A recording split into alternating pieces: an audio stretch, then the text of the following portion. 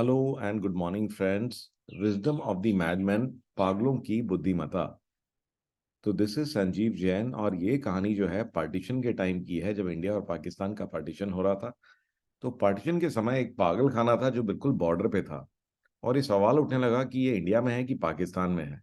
Superintendent ने सारे पागलों को इकट्ठा किया और ने कहा कि भैया अब आपको डिसाइड करना पड़ेगा कि आप में से कौन कौन लोग इंडिया जाना चाहते हैं, कौन कौन से लोग पाकिस्तान जाना चाहते हैं। तो पागलों ने कहा कि हम तो कहीं भी नहीं जाना चाहते, हम यहाँ पे बहुत खुश हैं और यहाँ पे हमारे सारे मित्र हैं, हमें कहीं भी नहीं जाना। तो सुपरिटेंडेंट ने कहा कि नहीं, हम आपको कहीं जाने के लिए नहीं कह रहे, आप बस ये सेलेक्ट कर लो कि कौन इंडिया में रहना चाहता है, कौन पाकिस्तान में रहना चाहता है। तो फिर पागलों ने कहा कि अगर हमें कहीं पे जाना ही नहीं है तो इससे फर्क क्या पड़ता है, ये इंडिया क्या है, ये पाकिस्तान क्या है, ये हमारे को समझ में नहीं आ रहा। सुपरिटेंडेंट ने फिर बहुत कोशिश करी कि ये इंडिया है, ये पाकिस्तान है, कौन इधर जाना चाहता है, कौन उधर जाना चाहता है। इवेंचुअली जो है थक हार करके ये डिसाइड किया गया कि ये जो पागल खाना है इसको आधा आधा बांट दिया जाए बिटवीन इंडिया एंड पाकिस्तान, और बीच में एक दीवार लगा दी जाए। और अब जो है पागल जो लोग थे वो अक्सर उस दीवार को क्रॉस करके दूसरी साइड चले जाते थे, और वो जो है इन पर हंसते थे, कहते कि भाई हमें कई बार ऐसा लगता है कि पागल हम हैं कि पागल आप हो। हम तो वहीं पर हैं जहाँ पे हम हमेशा थे, हम अपने दोस्तों से जरूर मिलते रहते हैं, बट आपने ये दीवार लगा करके हमारी मुश्किलें जरूर बढ़ा दी हैं। तो बहुत ही डीप स्टोरी है गाइस। इसका मतलब ये है, इसका मॉरल ये है कि ये जो पार्टीशन किए गए हैं based on religion, based on caste, based on other things, ये जो है ये नॉर्मल लोगों ने नहीं किए, ये आम आदमी ने नहीं किए, ये जो है पॉलिटिशियंस ने यूज करे हैं to create unnecessary problems, unnecessary hurdles.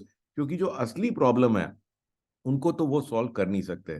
जो जो प्रॉब्लम है पॉवर्टी की, एजुकेशन की, हेल्थ की, मेडिकल प्रॉब्लम्स को, ठीक है ना, पानी, बिजली, मकान, और जो असली दिक्कतें लोगों को हो रही हैं उनसे डिस्ट्रैक्ट करने के लिए ये दीवारें लगाई जा रही हैं, ताकि हम और आप इन दीवारों को ही टापते रह जाएं।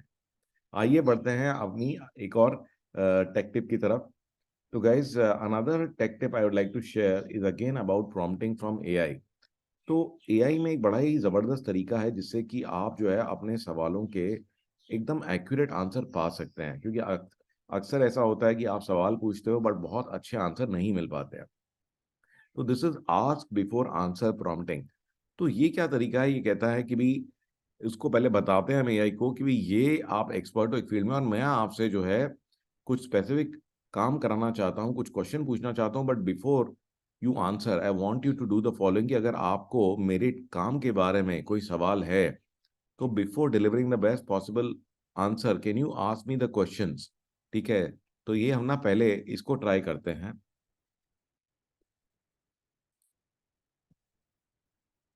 तो हम लोग यहाँ पे इसको डालते हैं, you are an expert in the field of consulting. ठीक है ना, हमें डाल देते हैं ऑफ बिजनेस कंसल्टिंग। तो हमने से बोला कि आप बिजनेस कंसल्टिंग के एक्सपर्ट हो। तो मैं अब आपसे एक काम करने के लिए पूछूंगा, तो मेरा काम क्या है। तो मैंने भी इससे काम पूछा कि my question is how can I drive more sales for my consulting business. Your task is to create a step by step guide for me to implement into my business. Please ask any question so that you can improve the prompt before you complete your task. तो देखिए guys, अब इसने पूरी detail सवाल पूछे हैं आपसे कि नेचर ऑफ कंसल्टिंग बिजनेस क्या है, करंट सेल्स स्ट्रेटजीज क्या हैं, टारगेट ऑडियंस क्या है, कॉम्पिटिटिव लैंडस्केप क्या है। तो अब आप वन करके इसको जवाब दे सकते हैं कि नेचर ऑफ कंसल्टिंग बिजनेस क्या है। तो हम एग्जांपल के लिए, I teach technology and process automation. ऐसे ही आप सेकंड जवाब, तीसरा जवाब, चौथा जवाब इसको दे दीजिए और उसके बाद आपका जो है परफेक्ट आंसर निकल करके आएगा। तो this is a really amazing way to ask the right question, क्योंकि कई बार ऐसा होता है कि हमारे को सही सवाल पता ही नहीं होता कि हमारे को एआई से सवाल क्या पूछना चाहिए। तो उसके लिए बहुत ही इफेक्टिव है। तो गाइस, आई होप कि आपको ये अच्छा लगा होगा। तो आज की स्टोरी अच्छी लगी होगी, and I look forward to seeing you in my next story.